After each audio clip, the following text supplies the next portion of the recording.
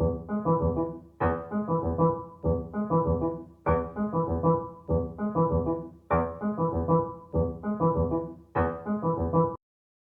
is childhood?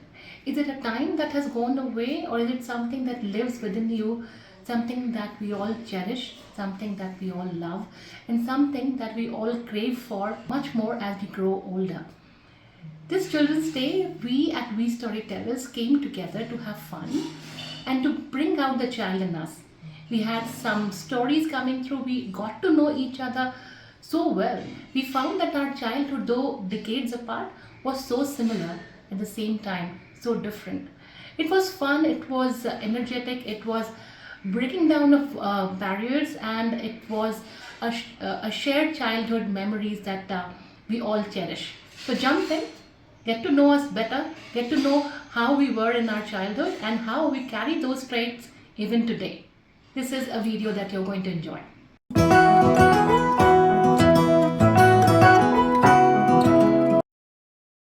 I think my mother introduced me to reading, and it's something that I did every night. Enid Blyton was my favorite author, and Famous Five, Secret Seven, Mallory Tars. That's the stuff I, you know, ended my day with. Um, so, and if you've read Enid Blyton, food plays a big role in her books. From clotted cream to potted ham to scones and watercress sandwiches. Sounded really exciting on paper. But I can't help but wonder what would her books have been like had she, come down to India and eaten a samosa chaat or a kachori or a jalebi. I just think the books would have been completely different. This is how that has, sort of stayed with me throughout my life, especially my working career. Food's played a big part in my life. Um, and I believe a team that eats together stays together. So I'm a big believer of sitting across the table, sharing a meal, breaking bread, and just bonding over food and laughter. And that's my sort of go to bonding with any team. Shouldn't do you cook by any chance? Since you know. But I'm a great food critic who doesn't cook. So I get Okay. the irony of it. But yeah, it is what So it if I is. come to Bangalore, you're the person to kind of ask. Yeah, I'll tell you What are what to the eat, great where to places to eat? go, yeah. You know? Okay. But just don't ask me to cook that for you. For the life of me, I can't believe that a 3, 4 year old can have four, 5 rasagullas, But I'm told that that's what I was fed when I was about 3, 4 years old. And I have no other mind. But imagine a 3, 4 year old child sitting on a, you know, in Calcutta, you have those sit on that their counter and just gobbling up 4 rasagullas at the same time. I really don't start doing it, but that's what I'm told. One thing which I remember very is that I used to like everyone used to play with different things and used to get their pocket money and spend it on chocolates or some of the girls these or decking themselves up. I to use that for comics and books, and then later realize that comics are expensive compared to these books, which take you a lot more value for money. So you can read it for hours, and the comics will be over in an hour or so. So I devised a way that I will borrow comics from and buy the book, kind of lend it out, not shit out for the. Say if I'm buying it for 1 or 2 rupees. Now when I say the rupee, you'll know much. So if I buy a book for 2 rupees and I lend it out for say 50 paisa, I still have money to buy a separate thing. So from the very childhood, I'm very cunning that way. How do you get stuff and give it out? In our mythology, is said that Ganesh has eats laddu, right? And it is said that he's not married. That's what we were told when we were child. So we used to have a mandir sort of thing in our building on top floor. So I, as a child, was think that when Ganesh does decide to get married, would we get a wedding invitation and I was supposed to take laddu to as a gift to them. And it had like puzzled me for a long period of time that when is that invitation going to come and how it will come. Most important thing is a laddu. As children, we used to have that thing about prasad. So we used to have Gurdwara just opposite us. So we would go there, and we started our education there. So we were taught first letters there. So when we would come down from the school, and the first floor used to have the salt. So we would go inside, and they will give us the halwa, kada prasad, right? That was the only motivation for us to go to the school, because you go up, you come down and have the kada prasad. So the food is not just what we it's not just about stories, it's also about the motivation to visit certain places and going somewhere, because you are going there with the hope, and what brings you there is a very different kind of motivation. And your parents think, oh wow, this child is so good, and goes to the temple, goes to the Gurudwara regularly, but you don't know it's laddu and the halwa that brings you there. So So I think my childhood is has always been connected to food. So there is this one biblical story of it's a miracle where Jesus feed a multitude with 5 loaves of bread and 2 fish. So in my idea, the fish was mackerel and the bread was idli, because those were the food that I used to get connected with. So every time I take 5 idli and 2 fish for sure, and I finish it. This was at a time when I did not know where Jesus came from.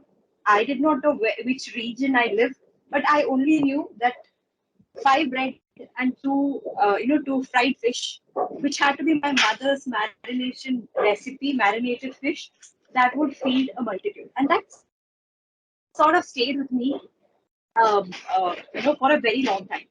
And I was also fascinated by how people go to temples and they come back with the prasad, because we were not allowed to go to temples, right? So what I would do is, when my mother doesn't see, I would steal pickle from the kitchen and I would put it in a small plantain leaf, and I would sort of play, as I'm coming out of a temple, and I would eat the pickle. And this would go on for summer vacation. This would just go on throughout the day. And and the love for food has always stayed with me. I still remember the taste of that fish and idli and the pickle that my mother used to make. And I would, it's sort of like, etched in my memory. And everything in my childhood is connected to food, the memory of food, the taste of food, the people I've had food with. And as children said, there's a rule in the house that all of us eat together. And even now when we eat together, and the taste remains the same, and the taste sort of connects us. And then everybody has one or the other stories to tell from their childhood. My father, my mother, my brother, me. It's all connected to food, and that is pretty much my childhood has been about. It has been about food, and it has been about stories about food. and you carry forward this in your current life again through the food. Of course, yes, of course.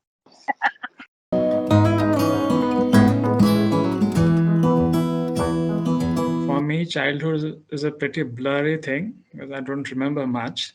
But what I do remember is listening stories from my grandfather and eating off his plate of snacks.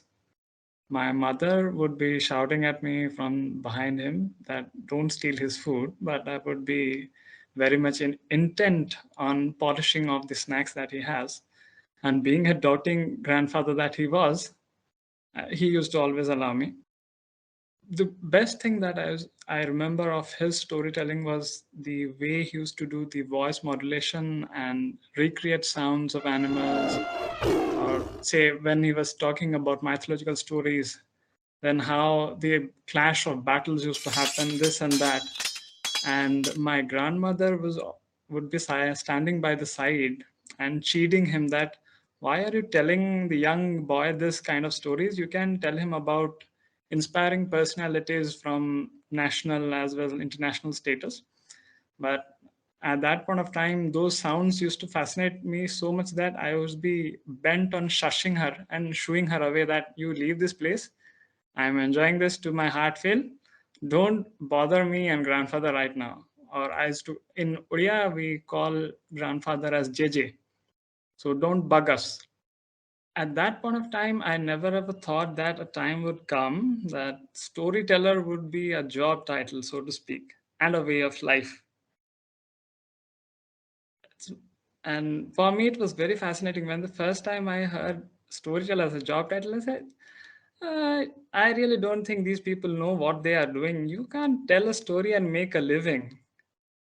It was really great to start with We Storytellers, because now that I understand how storytelling and the way my grandfather used to do storytelling have got their roots in the same manner, to catch hold of the attention, to understand what the person standing opposite you wants, and to mold the narrative in such a manner.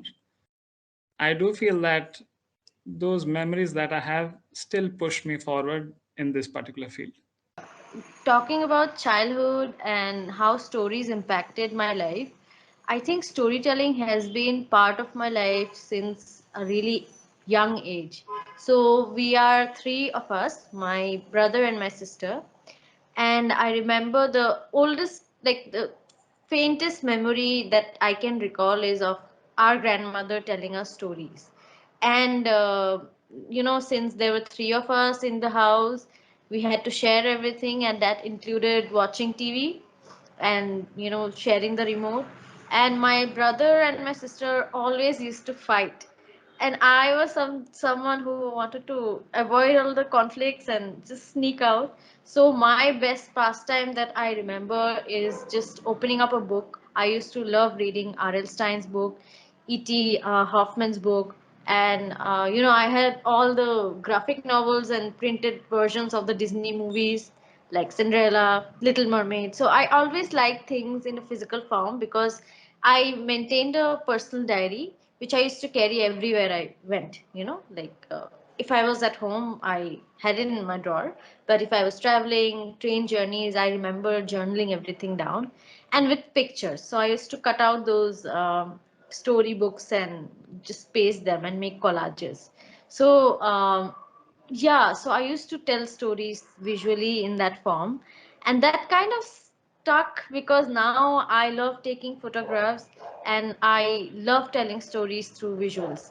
So I think that pastime of my childhood, which was maintaining a journal, just sneaking away and finding a small place in the house and doing my cutouts, and even writing stories. So yeah, I think that introverted childhood pastime has helped me and led me to where I am right now, what I am doing, and what I'm passionate about. So yeah. When I reflect back on my childhood, I see myself, as a mini me. Like whatever I am now, I can see myself exactly the way I am now as a child. As a child, I used to, borrow a book from the library or somewhere and hide in the cupboard or under the bed, the darkest room under the bed. And we are four siblings. My mother had to take care of all four. We had a house help, full-time house help, and a dog. So she had her hands full, so she most often couldn't keep track of where the which child is. So which was a boon for me, and I would hide under the bed or in the cupboard or the closet and read my book, finish it off. uh, a very very crucial childhood ritual was that if it was your birthday and you invited me, my father would bring a book, buy a book from Calcutta to be gifted as a birthday gift to the child. So next morning, after coming back from school, I would take the book, hide under the bed or wherever my favorite place is, read the book, then wrap it up and then gift it to you. Not a single book I have gifted without reading. Reading came very intuitively and naturally to me. And when the new books used to come, school books, they would all come in together, and I would pick up the English and the Hindi book, and I would read up all the stories. I won't read the essays, I won't read the poems, I was not interested in them. I would read up all the stories in one go, and throughout the year I won't read those stories again. I would simply answer the questions from memory. So I figured out that I am a very intuitive reader. I never was good in grammar. In fact, I remember very clearly my grammar teacher, she wrote Joker on my left cheek with a red pen, and I had to go all the way home with that written because it won't rub off. Because I couldn't, I didn't answer, give the correct answers, etc. But because I read so much that I have inculcated this habit of remembering and uh, soaking in, and also, hearing, basically, whether it sounds right, whether it makes sense, whether the flow is there or not. I also picked up this habit of not missing a single word. So reading has definitely helped, and I feel very sad that I am not able to keep up with that habit. And then life got in the way. So we never get that kind of time to really hide and sit and read. So I wish I can get that. I've been crazy for stories before I even knew I was crazy for stories, in the sense of if I was given a choice between video games and stories, I would always go for stories. And for me, it was just the curiosity of what's going to happen next. I would get so plugged into a story, I would forget everything, the world would disappear, and it was not just words on a paper, it was like another reality for me. In those couple of hours that I was reading something, it was alive. For me, the power of stories has always been that it can take me to another space, introduce me to new things I cannot even imagine, satisfy my curiosity because I get very curious. And I would read everything I could lay my hands on. It didn't matter what it was about, spiritual, non-spiritual, maths, literature, anything. I was always curious. I would never judge. I'll be like, okay, let me open this and see what's happening. That helped me because I ended up being a very eclectic reader.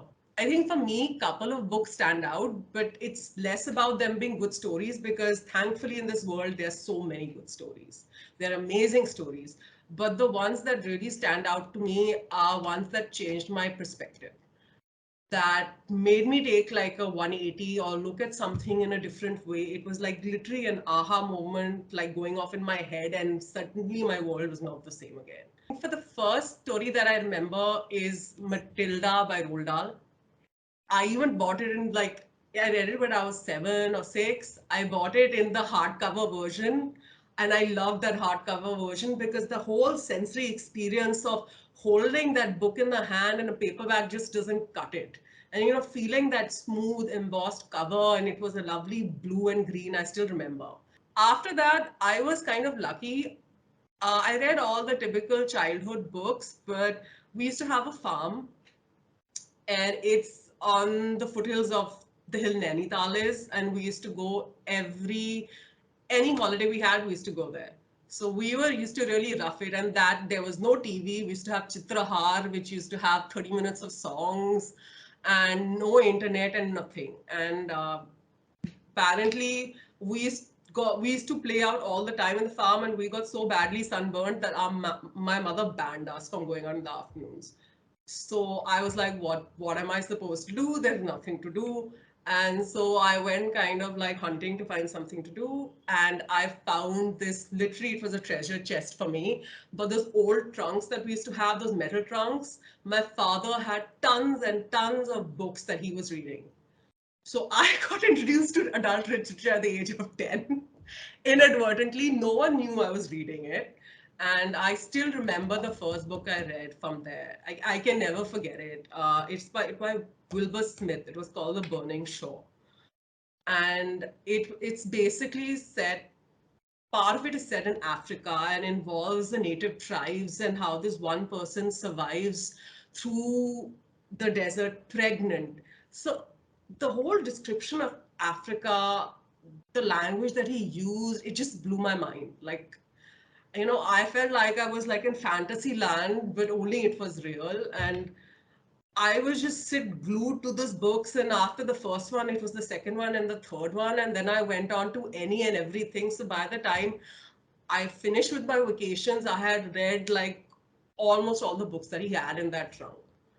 So I think that helped me massively, because it kind of elevated my writing. After that, I mean, it's a little cliched, by 1984 by George Orwell, because it introduced me to dystopian literature. So I'm like not only discovering worlds, but I'm discovering myself as I read. So that's another thing that, stories kind of are for me. It's not only discovery of the world, but it's self-discovery. So that started off my whole tryst with fantasy and dystopian literature. Um, and I think another book that kind of really made me do a 180 was a book called Middlesex. The main person in that book is a hermaphrodite, and I was like, what? Like, can such people actually be the main characters? Like, it was just like a paradigm shift. Like, it really intrigued me and really made me rethink about many things on life on a deeper levels. And this was like by 14, roughly. And the story was written in a really interesting way. It was like the gene that made that person a hermaphrodite, the whole history of the gene was traced simultaneously as you being told this story. So even the way the story was structured, like, just blew me away. These are the few that really changed my perspective on how things work and about myself and about the world.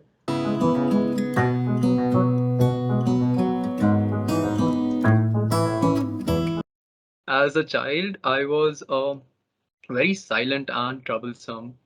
I remember I would hide under the bed to scare my aunt, jump off tables, uh, and I think there was this once we were on a cruise and my mom was feeding me and I did not want to eat breakfast, so I ran all the way on the top deck, scared everyone, thought I would fall off something. My parents have taught me to be empathetic, uh, to care for someone else. On my fourth birthday, I think fourth or fifth, my dad woke me up early in the morning at 4 or 5, and in the living room there was something covered with a blanket, and I opened it and it was a cycle.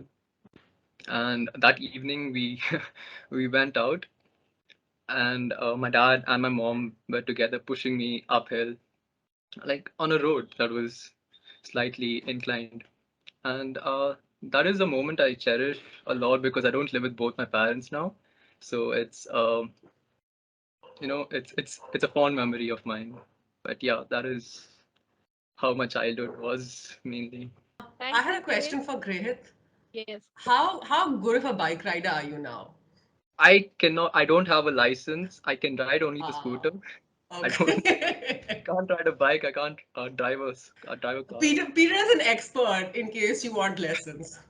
No, my friends have taught me, but I could never Ah, okay. learn. From one bike rider to the other, let's hear from Peter. All my memories are epic, adventurous, nothing very subtle. I'm all of 28, and all I remember are childhood memories till now. Because the one thing that how am I defined is I always tend to go after the forbidden. Like, for example, the first book that I ever read was the Da Vinci Code, Dan Brown. And I was just 6 years old, and I come from an Orthodox Christian family. The only reason being it was like banned from my household. So I had to go out to my friend's house, get it from the brother, and I read the book within 2.5 days. Just, reading under the bed. That was the first book I ever read. So my entire childhood has been that way. Anything that's forbidden, if anyone tells me not to do that, I would actually go do that until and unless I experience it myself. And I don't give advices, that's why, because I just let people, figure out themselves. And all of my memories, I've never repented for what I did. I have the best memories, and I think uh, the reason I enjoy life is because I'm unapologetic about the things that I do, because I always go for it. I don't care about the results. Results are vague for me. Like, I get it, I don't get it. No, it's just that experience I get. I live for it. I live for the kicks. How it's impacted me in my professional life is I always tend to push the limits. If someone says it can't be done, I actually make sure that it's done. I figure out a way, or I keep learning always. Oh, I burnt a house. Oops, I shouldn't have asked. You burnt the Was it house? Was it a real was it house a or was it a dollhouse? dollhouse? What kind of house are we talking? No, I'm talking like proper house.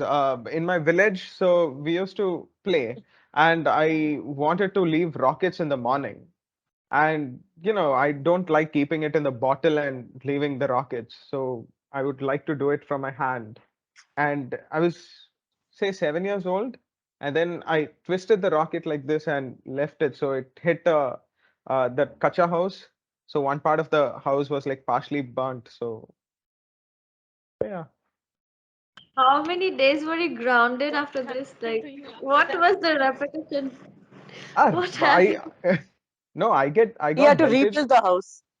I had to stay in the floor. They locked me for a week. But then it's a cycle of life because I'm the troublemaker. My younger brother took up the elder brother's role. So even now he inquires like, okay, how are you doing? Are you taking care of the parents? While I'll be somewhere in the mountains doing stuff that shouldn't be done, pushing the limits physically, mentally. I was always pinpointed that जीवक you are different. तू थोड़ा अलग सोचता है, तू वेगळा विचार करतोस. In that mela which we go in the fair, that there is a giant wheel, and we all kids, toddlers, we were taken by our relatives, and that was the time when all the relatives used to meet together. And so with me, we are all almost of same age or little here and there, above or below. We sat in the giant wheel, and my uncle was there with me, and my cousin's daughter and other people. And the moment the giant wheel started, the other toddlers, they started screaming. Okay, and I was looking at them. Why are they screaming? So I used to go up, used to come down. And then I'm like, okay, that means I'm supposed to scream with them. So even I started going, ah. Then after a point, I stopped. I said, no, we're not supposed to scream. This is so beautiful. I started watching everything. And then my uncle asked me once we got down that, why did you suddenly stop? I said, because I didn't find any thing in why should I scream? I'm supposed to enjoy. So my uncle said, you were different. In my neighborhood, there was one uncle auntie who came to stay on rent, and they were taking good care of everyone around.